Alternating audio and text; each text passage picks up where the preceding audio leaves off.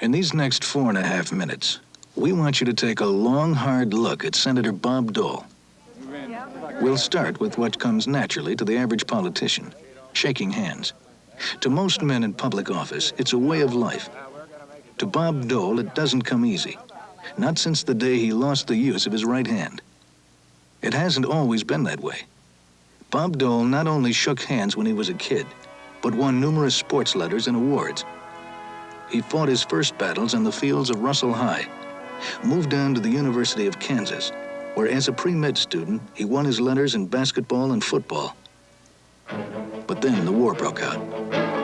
Bob Dole signed up. He was 20.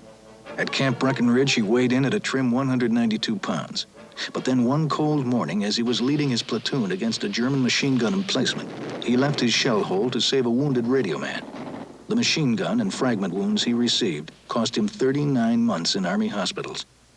They gave him the Bronze Star with cluster, but they couldn't give him back the use of his right hand. With med school out of the question, Bob Dole turned to law and eventually to public life. In 1960, he was elected to the House. And as the son of a grain elevator operator, he asked to be on the prestigious Ag Committee. Next year, he'll be the #1 Republican on that committee.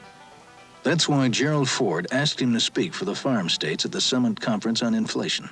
And like Americans, generally farmers are paying more for everything they buy. You can't run a farm, as Senator Bellman knows on my left, being a bona fide farmer, by the seat of your pants anymore.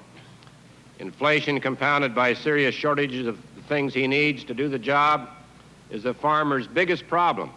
A problem government did the most to create. We feel it's a problem government must do the most to solve. But Bob Dole, in the 14 years he's been representing Kansas, has proved he's been more than just the voice of the farmer. Just ask Carl Kendrick, an aircraft worker, who will tell you about the time Bob Dole won a lot of friends in Wichita. And I don't know about anyone else, but I do know that Senator Dole has always gone to bat and done his job in Washington press.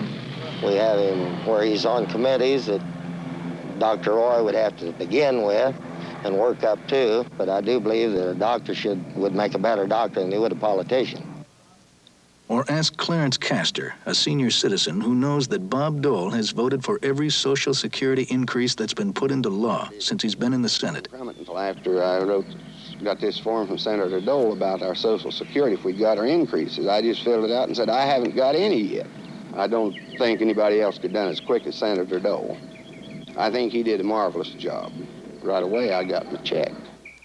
Or ask Lieutenant Commander Charlie Plum, who will tell you that Bob Dole did an awful lot for a lot of young guys in Vietnam that never made the papers. Certainly proven that. Even though I was 10,000 miles from home, he was still back here representing me as a prisoner of war.